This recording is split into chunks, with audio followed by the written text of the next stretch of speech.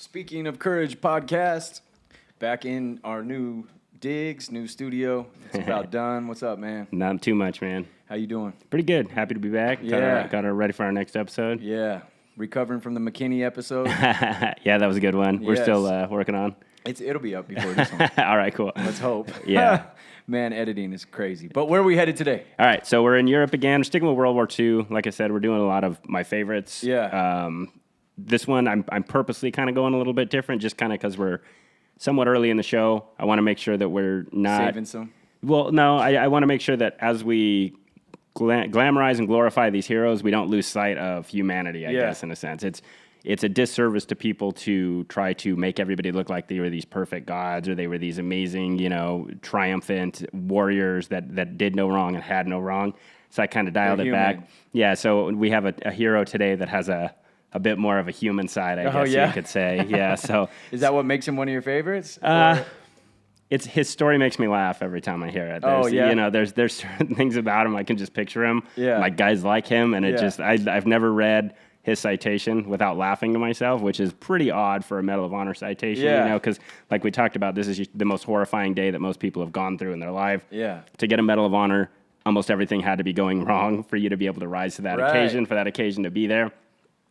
Knowing what I know about him, I laugh, and that's pretty. It's similar. It's like the McKinney one. As cool as McKinney's citation is to people like us, man, he never went back. He never was. He didn't like to celebrate it. Didn't like to be around the guys because it brought too many memories. And then crying, screaming to God. That's not a good thing for him. And telling his younger family members, 50 years later, I still hear the screams of the men I killed and stuff like that. Yeah, so it's a traumatizing thing, And again, a lot of these involve other people dying, your friends dying, the guys you've lived with dying. So we glorify it, and rightfully so, at least I think. But these are tragic occurrences, War's hell, war's terrible. It's as it should be. So yeah, it's good to keep that in mind, I guess, right? Yeah. So we're dialing it back a little just to kind of put some balance in it, I guess you could say. Who's our hero today? So we have a gentleman by the name of Maynard Smith, and if you can't tell from the uniform, we're doing the Air Corps again. Yeah. Remember we had Leland Norton with the officer's uniform. This is going to be the enlisted uniform.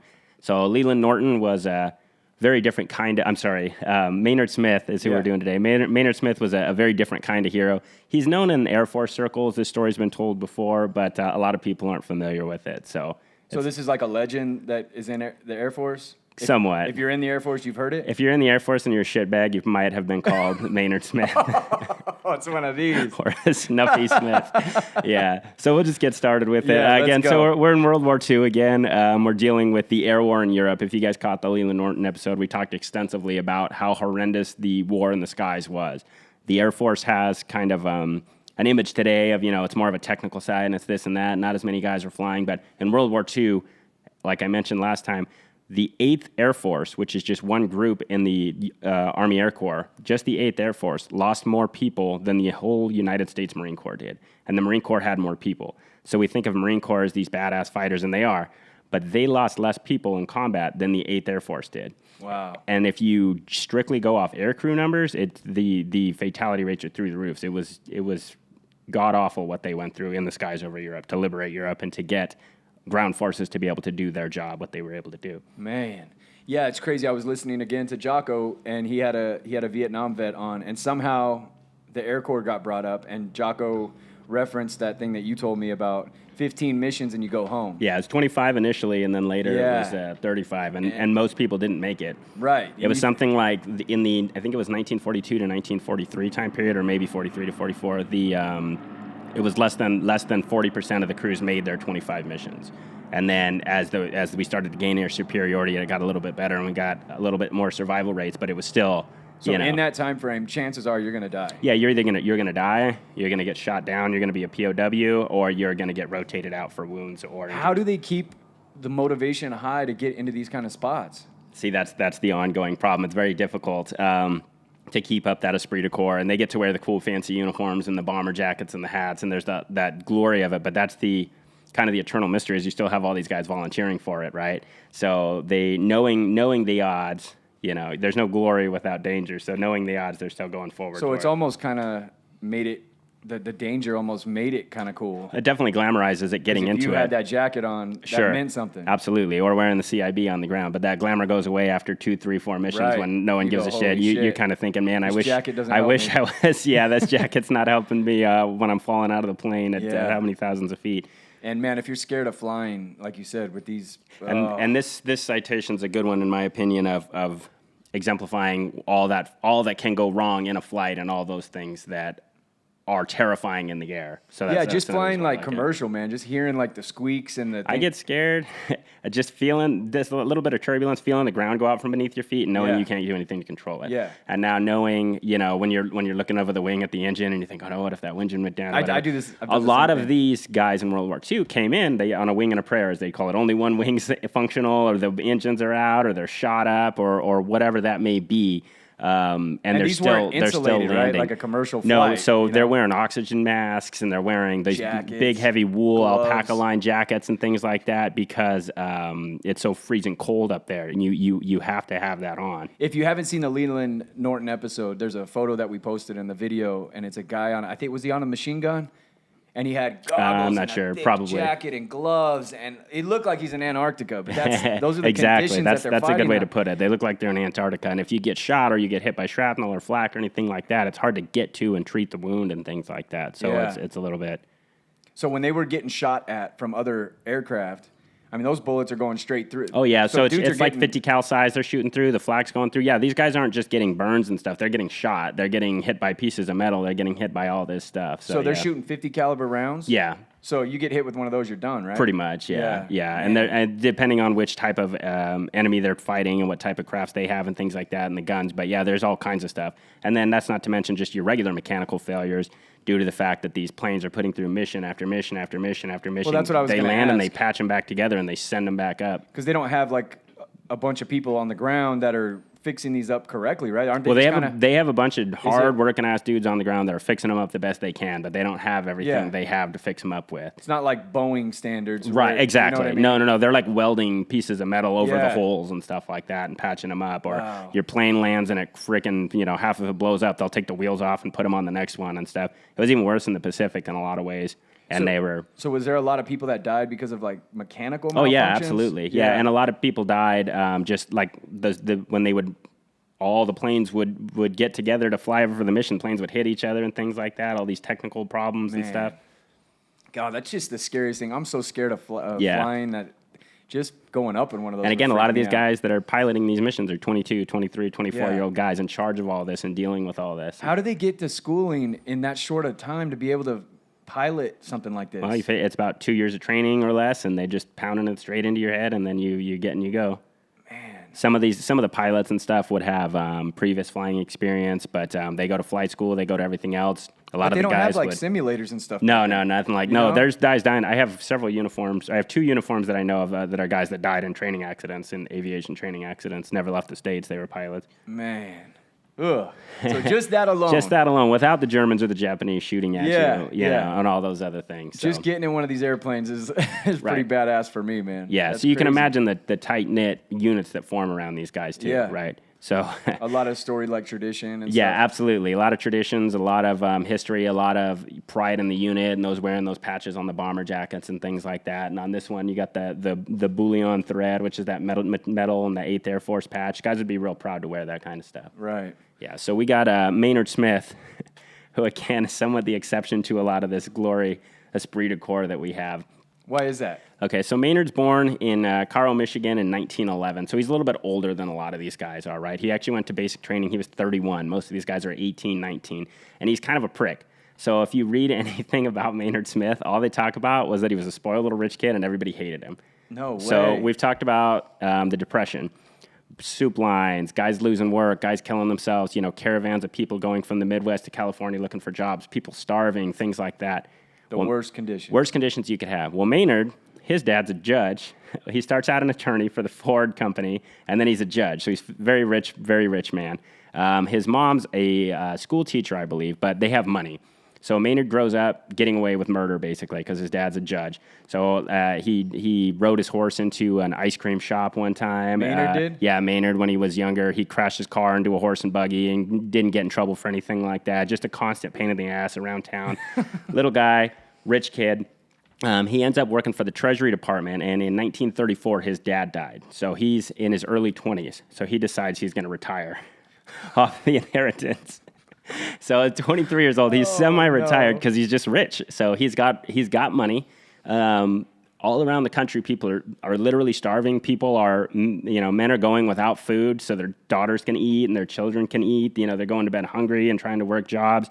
They're waiting in soup lines. They're on the docks begging for work and humbling themselves. On the flip side, you have men walking away from their families because they just can't take it. And then these strong women are raising their families like Audie Murphy, and brothers and sisters are taking up, and kids are out in the fields, and these guys can't go to school because they have to try to earn money, or they have to try to hunt for food, and they're picking oranges. Just hard scrabble living. And Maynard is spending his summers in Florida. His winters in Florida and his summers in Michigan and stuff. He's just kind of living high on the hog. Yeah. So he gets married. He has a son. He gets a divorce, and then he fails to pay child support. Right. So after Pearl Harbor happens, the whole country's galvanized. Everybody wants to go fight. There's lines to get in and things like that. People are getting turned away, and people are lying and getting their buddies to do their medicals for them so they can get in. They're doing everything they can to get in the fight. Maynard says, "Nah, I'm cool. I'm gonna keep chilling my rich lifestyle." Right? He even later said, "If I have the money, why not? Why shouldn't I be living like this?" Right? Yeah. So doesn't pay child support. So he gets that age-old option that used to be around. You can go to jail or you can join the military. So that's really how his illustrious Army career began. So he didn't run out of money. He still had money? He chose not to pay child support. So we'll leave it at that. Yeah. So August 31st, 1942, he's brought into the United States Army in the induction center. So I have a picture of my grandpa in Holland, Michigan. That's like 10 guys on the court steps, and it's, first group to volunteer for the war. And it's like a big deal. Everybody, they take their picture. So they did the same thing in Carl, Michigan. There's a picture. They go to take a picture. There's all these guys on the steps waiting for their picture, and they bring Maynard out in handcuffs because he's being brought to the Army. So he's in handcuffs. This picture doesn't exist. This was one of the guys that was there that saw it. And, he's all proud of himself. He looks over, and they have this guy in handcuffs, and it's Maynard because he's go to jail. Join the Army or go to jail. So he does. Oh, my gosh. So he ends up in it's a bit different of an episode, right? Yeah. He ends up in Shepherd Field, Texas for his basic training. A lot of the Air Corps guys went there, but he's a 31-year-old private. He's 5'3", he's 140 pounds. So he's a little guy. A little guy that's an asshole. He's been, again, if you read about him, they don't pull any punches when they talk about him. They're like, he's got little man syndrome. He tried to make up with attitude what he didn't have in size. He's a prick. Everybody hated him. Yeah. So they started calling him Snuffy Smith. There was a cartoon character called Snuffy Smith, this little guy that's, kind of belligerent and short. Oh, so he had to be really bad. Yeah. so they call him Maynard Snuffy Smith. Snuffy is like it's become a term in the military. You have like a shitbag or Joe Shit the Ragman or Snuffy Smith. He is Snuffy Smith. He hated taking orders, and I saw this in the Army a little bit too because I was 18, so it was whatever. I was scared of the drill sergeant, scared of the old guys, whatever. But some of these guys that are older, 25, 30, they're just like, dude, get off it. Yeah. So he's kind of the same way. He's a 31-year-old rich kid. And he hates taking orders from these corporals and sergeants that are probably 25, 22. And he probably looks at them lowly as far as class-wise, too. And they probably hate the shit out of him because they're children of the Depression. They're hard scrabble. They've been fighting to survive their whole life. They're in their Army. They want to serve their country. And there's this older rich kid who, drives around in his nice car and spends summers in Michigan, and he's there, go to jail or go to the Army. So they don't like him, and he doesn't like them. And based on reading his letters and stuff like that, he doesn't have any love lost. He's not brokenhearted that nobody likes him. He doesn't give a shit. So, oh man, that's awesome. Yeah, so he's 32 when he gets out of basic, but he actually kind of surprises everybody. He volunteers for gunnery school to join the Air Corps and be a turret gunner or whatever type of gunner they're going to make him. He's not doing this out of patriotism or the goodness of his heart. It's because if you join the infantry, you're going to be a private for years. If you go to air school or gunnery school, you get made a staff sergeant like immediately. So he won't have to take shit from anybody anymore. So he goes to gunnery school, and he ends up graduating. he gets sent to, he goes to gunnery school in Harlingen, Texas, and then he goes to Wyoming. He makes staff sergeant, and then he gets sent to the 8th Air Force, which is the glory unit that we've talked about so much. That did all the Air Corps units fought hard, but they're the ones that were fighting over Europe with these devastating losses and just plowing through and doing these missions. Now, was this a unit that people wanted to do? This is the one where, if you were a cook, you're going to lie later in life and say you're in the 8th Air Force because it's the... So is it hard to get into, though? It's not hard to get into because that's where they're sending bodies because they have such a high turnover rate. But this is it. So he's in the 306th Bomb Group of the 8th Air Force, and he's assigned to B-17s. These B-17s, they're a 10-man crew. They have 13 machine guns. Yeah, in different places. So you have the turret gunner, you have the rear gunner, the tail gunner, you have a gunner on each side. Whoa. You have so they're flying fortresses was what they call them. The idea is that they're self-sustaining, like a castle flying through the air. They can fight, but they're no match for these little fighters, right? And again, they have a 2,000-mile radius, so the fighter planes can't match them the whole way. So they're flying without escort for a lot of the time, like we talked about. So once they get over that really danger zone, yeah, exactly. But they have all these guns to defend themselves, including the ball turret, which is where Smith's going to end up. So he gets to England, which is where they're based out of. Join your unit, go join a crew. Hey, that guy got killed in that crew, go join that crew, and then you form that brotherhood with them, right? Man. Well, he's waiting for 6 weeks because no one likes him. So no one wants him in the crew because he's such an unlikable prick. They say his reputation preceded him. Probably some of the instructors over in Texas and Wyoming and stuff were saying like, hey, this guy's, pain in the ass. And then when he gets there, he immediately makes himself a pain in the ass. But he ends up getting hooked up with the crew. His first mission is on May 1st, 1943. So this is an interesting distinction too. He earned his Medal of Honor on his very first mission. No way. Yeah, so he finally gets in this crew. And we're talking about this is the time of 25 crew or 25 missions and you get to go home because that fatality rate is so high and that turnover rate. His pilot is on his 25th mission. So it's his pilot's last mission and his first mission, right? Oh, man. Which probably goes to why they may not have wanted him either, right? Potentially, you want yeah. This prick rookie guy on your turret gunner, you know what I mean? Yeah, but at some point you got no choice. So get in the game. You can get in that pilot's head a little bit though, and go, oh, damn it. You know what I mean? The pilot, they said, he's probably hoping for a nice eventless or the non-eventful mission, and then you get a Medal of Honor citation. Get a Medal of Honor citation at the end of it, and because the guys were joking with the pilot, saying, "Hey, you should just ditch the plane over the sea. We'll all bail out, so you can tell a story to your grandkids about it, and stuff." And then he ended up getting a story, right? So. May 1st, 1943, this is that time when it's 50% casualty rates, meaning 50% of the planes don't make it back, in some cases, things like that. In some cases, it was even higher during this time. So these are grizzled guys, man. These are grizzled guys. These are grizzled 22-year-old guys. Yeah. These are guys that have lived a lifetime in 2 years. These are guys that have seen death. They've watched people on fire. They've watched people, planes going to the ground. They've heard over the radio people screaming. They've watched Germans shooting them up. They've seen the whites of the Germans' eyes. Some of these guys may have ditched, right? Oh, yeah. So, yes, because like we talked about with the Caterpillar Club and stuff like that. Yeah, they'll survive one mission, then you get thrown right back in another plane once you recover and keep on going. Man. Yeah, so their mission is... I'm bad with the accents. I've already explained that off. But Saint Nazaire, I think, is the name. Is that France? It's in France. Saint Nazaire. I like that better. That's pretty. I like how you warmed up for it too. Yeah. So it doesn't matter what it's called. The nickname is Flak City because it's so bad. It's basically like a U-boat pen. So the U-boats are like the German submarines. We're trying to bring supplies across the Atlantic, trying to bring men over, and these submarines are just killing them. Right? They're destroying shipping, supplies that we can't get to England in the war effort. They're killing troops. They're killing English ships. They're killing American ships. They're out of these U-boats, which is just like a submarine.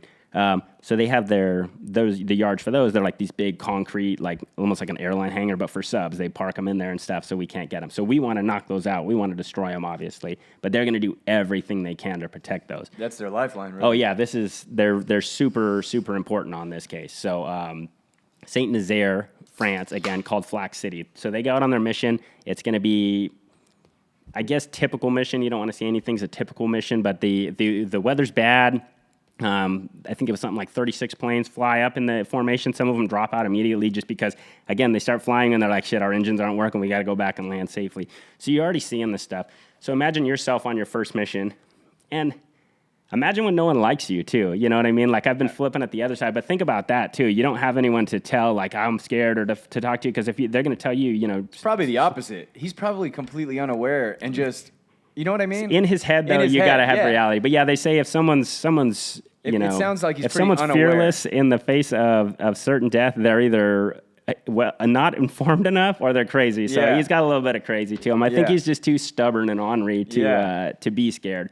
But for me, I would like to be, holding my wife's hand on the takeoff of the plane. He's in this ball turret gunner, which again we've talked about just the fear. This is a glass. Yeah, this is a glass bottom though. You can see everything. You're hanging under the plane, right? So imagine the fear that the pilot's at least in control. And you kind of have glass, a feel. Right? Yeah, you're in glass. Yeah. Now, are they aiming for you? Oh fuck yeah. Yeah. Excuse my language. Yeah, they're definitely gonna try to take out the guns first. Yeah, they're gonna try to take out the gunners because then they can just go to work on everything else. And you're the one shooting back. And yeah, you're in glass. You're exposed. They can see you. Can you go 360? Yeah, they can go 360 up and down.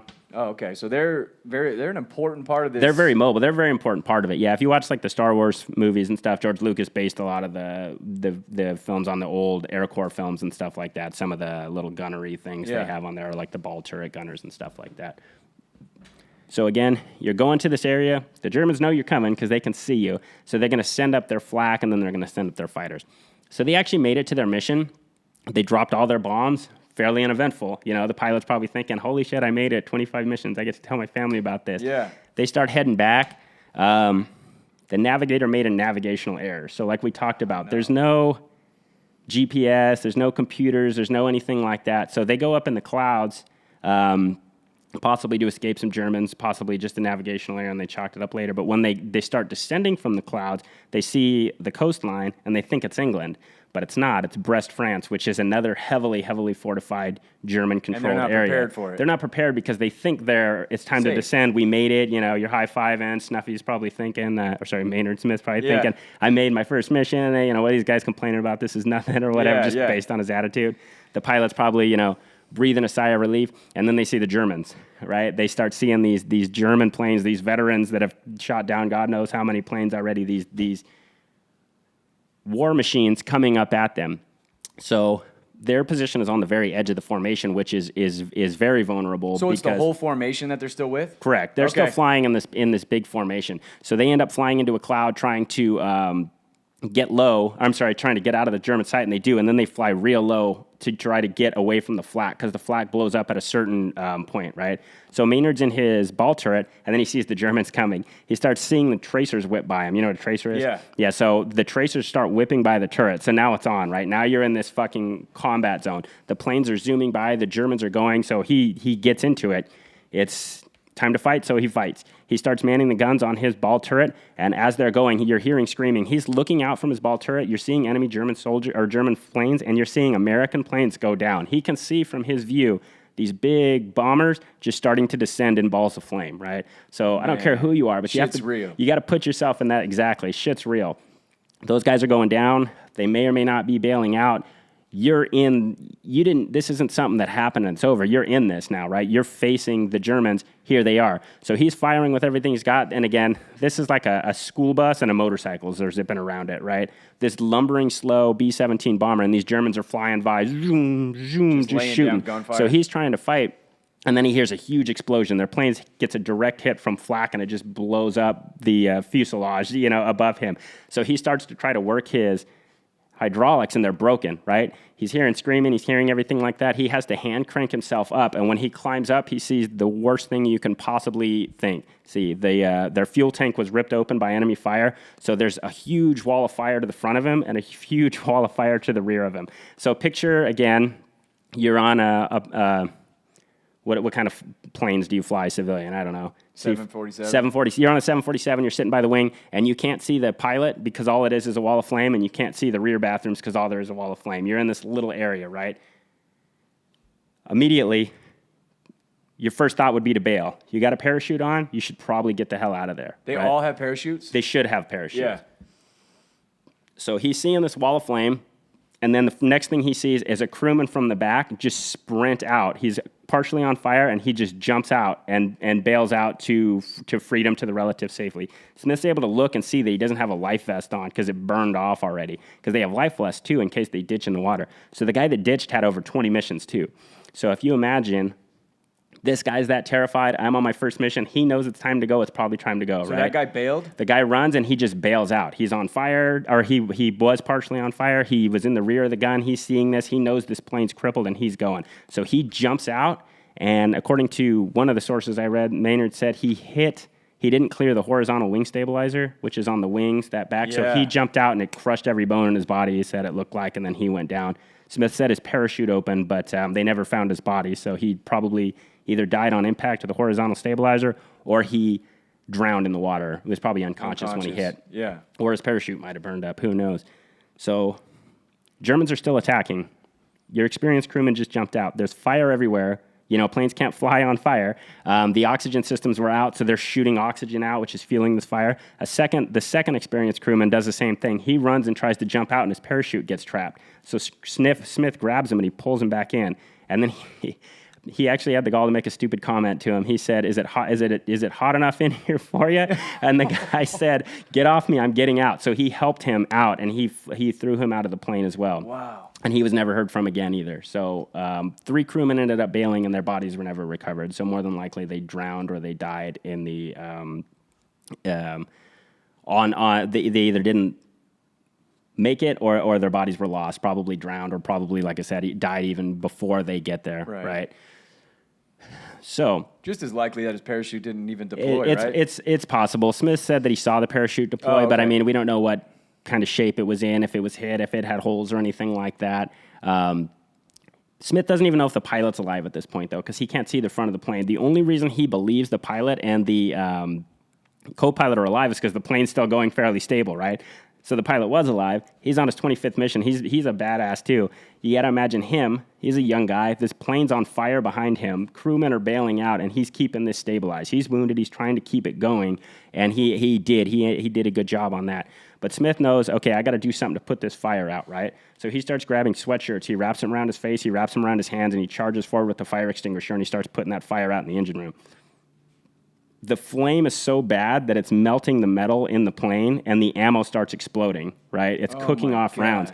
As this is going on, he looks over his shoulder and he sees something. And what it is it's one of the other crewmen who's crawling out of the fire. He's wounded in the back. He's shot in the back, and he's crawling. So imagine hell, right? You're on this floating death trap. There's exploding rounds in front of you. You can't see anything. All you can see is flames. You're working in this area about the size of our desk here, and this guy's crawling up. He's just trying to stay alive, but he's bad.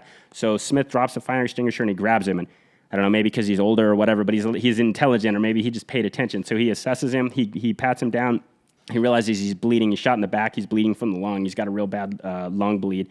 So he rolls him onto his left side so it doesn't bleed into his other lung, right? So no sign of panic at this point. What is that, pneumothorax? So he doesn't get that sucking chest wound to expand or anything. He puts him in the rescue position. He comforts him. He drags him out of the plane, and then he gives him morphine. So he's giving him pain. All while this is all on fire? While everything's on fire. All while everything's exploding. All while this is his first mission, right? The guy's shot in the back, so he's got this guy's blood on his hands.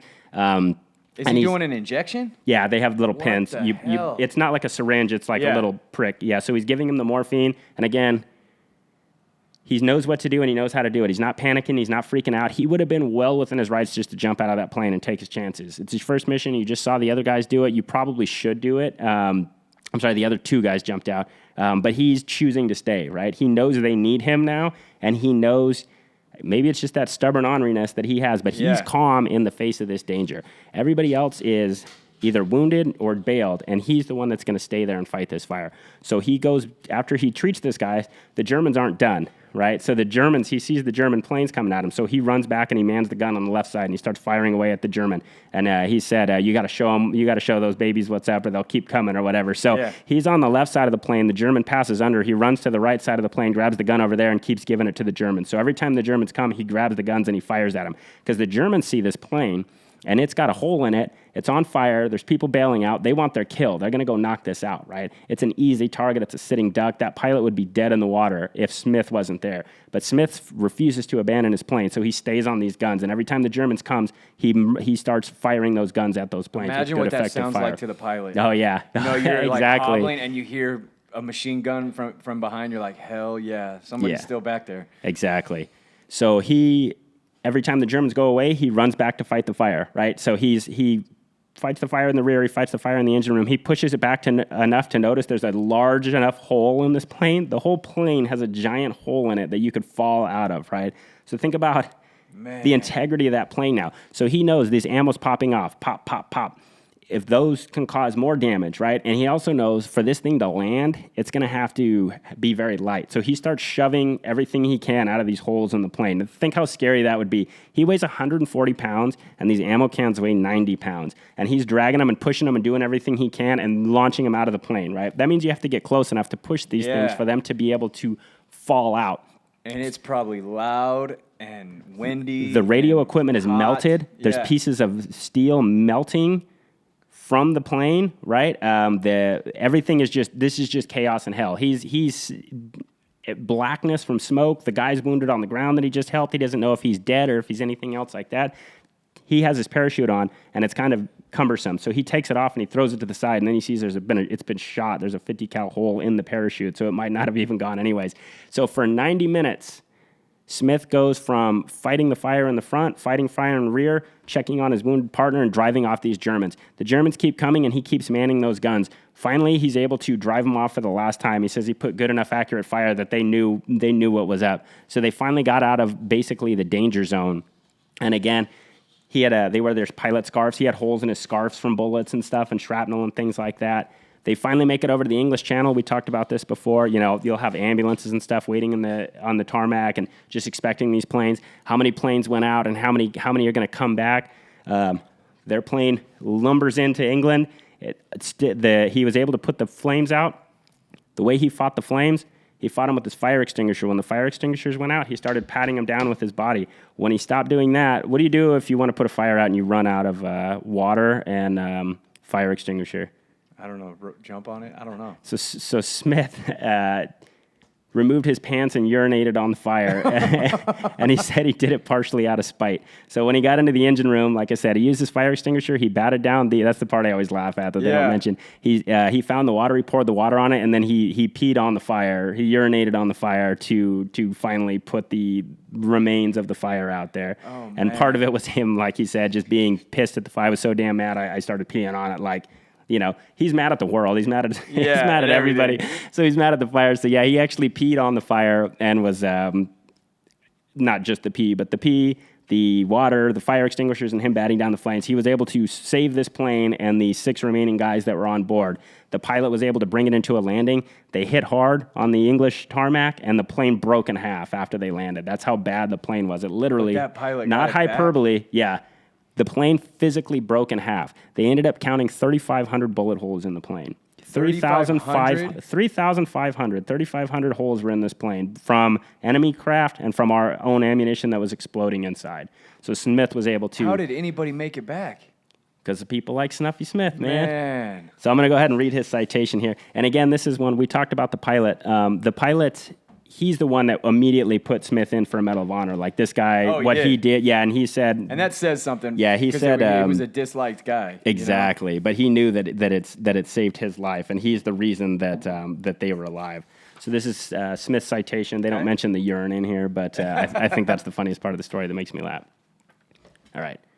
While serving with the 423rd Bombardment Squadron, 306 Bombardment Group, 8th Air Force, in action on a bombing mission to Brest, France. And see, even that's funny. They weren't on the mission to Brest. They were to St. Nazaire. Brest was where they screwed up, but they didn't want to put that in there. Sorry. 1 May 1943, his first mission.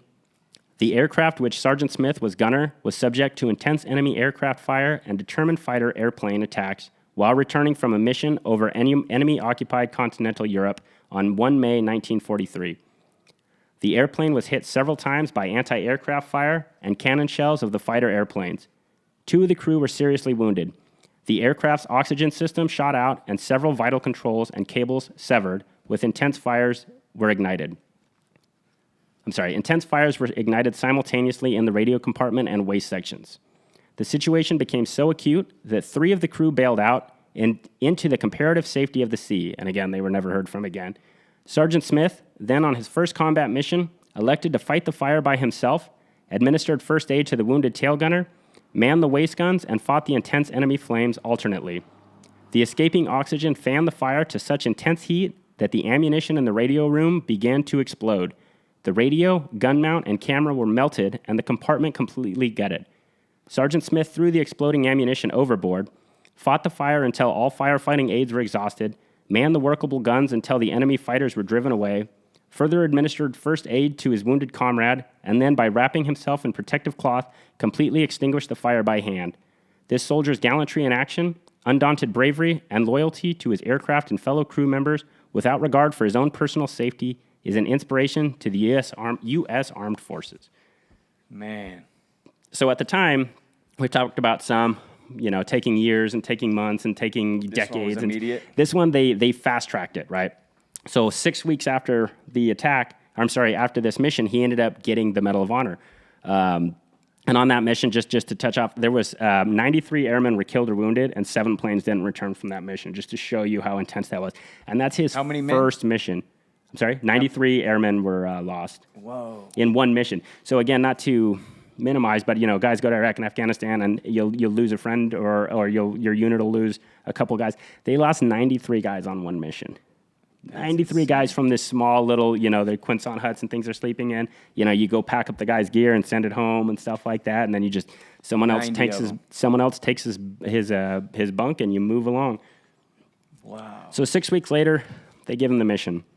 Earning something like the Medal of Honor changes people, right? It humbles a lot of people out. Snuffy Smith wouldn't be Snuffy Smith if that were true. Yeah. So it didn't humble him? So it didn't humble him. It did quite the opposite. Oh, no.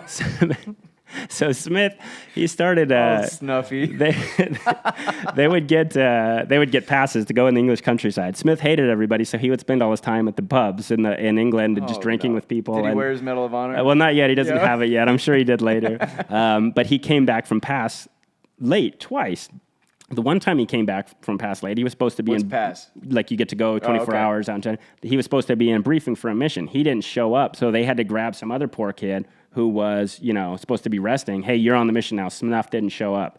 Smith didn't show up. Yeah. So he got in trouble for that. They put him on what's called KP. Do you know what that is?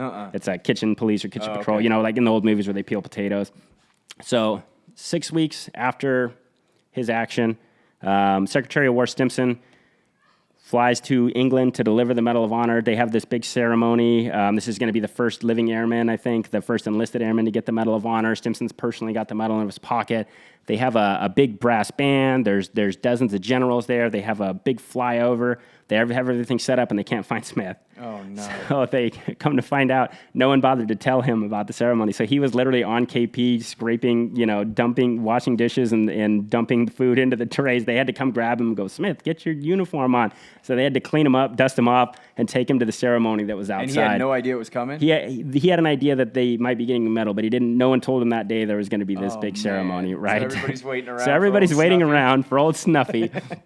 And then again, just true to character, they give him this big, like I said, the flyover, and they give this big speech, and the heroism of the men of the 8th Air Force, and they bring him up, and it's his chance to have the mic. Stimson puts the medal around his neck, and he just says, "Thank you," and then he walks back, and everybody's like, "What the fuck is your problem, dude?" Yeah, he just says, "Thank you." Oh no! And then the reporters start asking him questions, and one of them, in the 1940s style, is like, "Hey, you, exactly, old Snuffy. Hey there, Smith."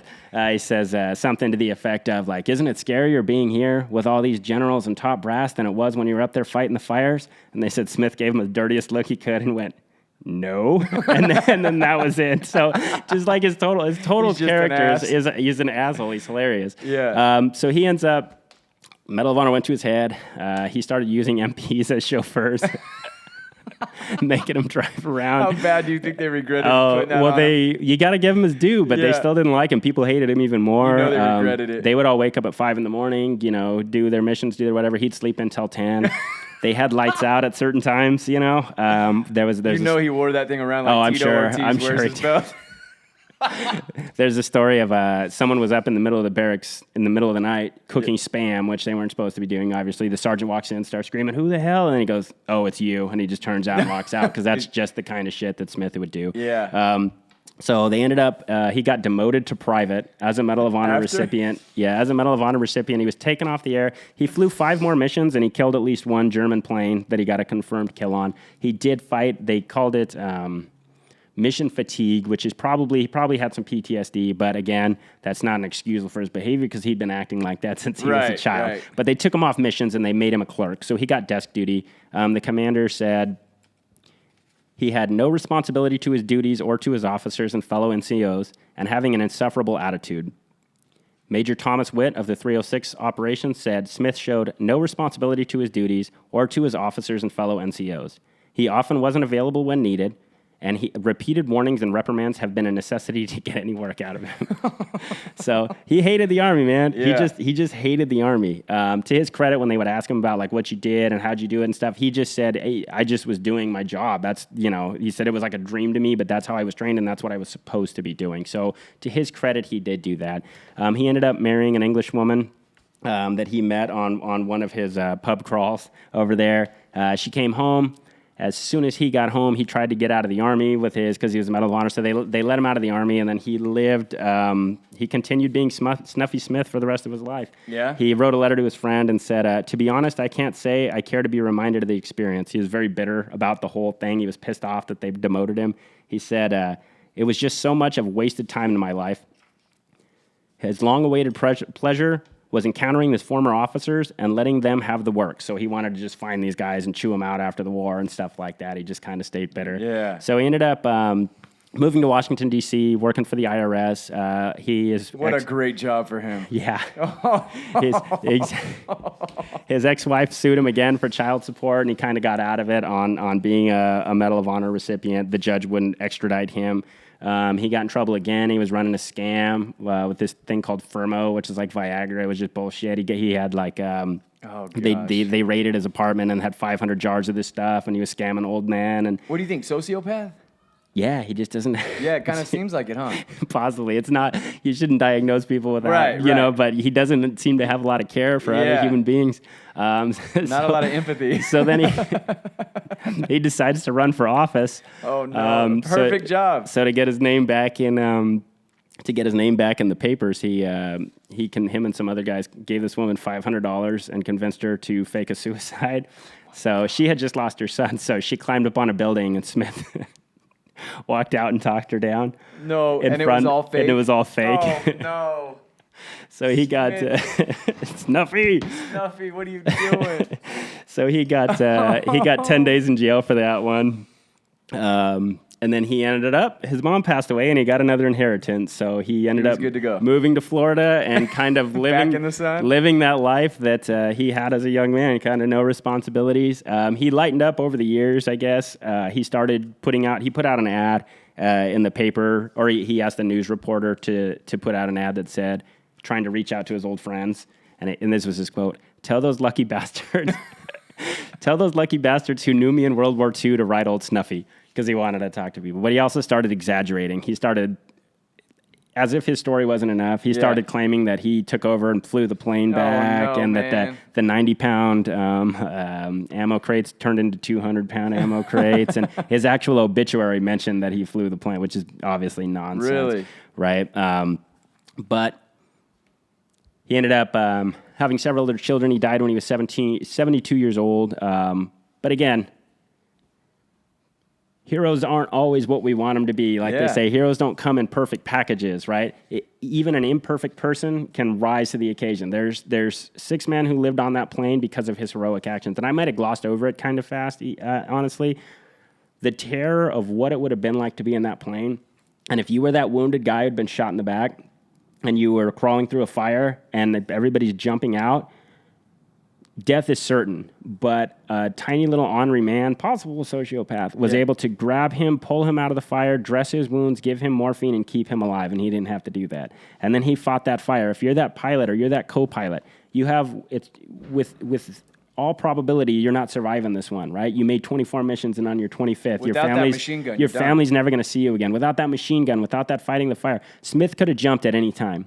Smith could have left that plane anytime he wanted to. Maybe the selfishness of that. And he chose to stay, right? So I found what the pilot said. Pilot said, Smith's acts, which by the will of God alone did not cost him his life, performed in complete self-sacrifice to the utmost efficiency, and which were solely responsible for the return of the aircraft and the lives of everyone aboard.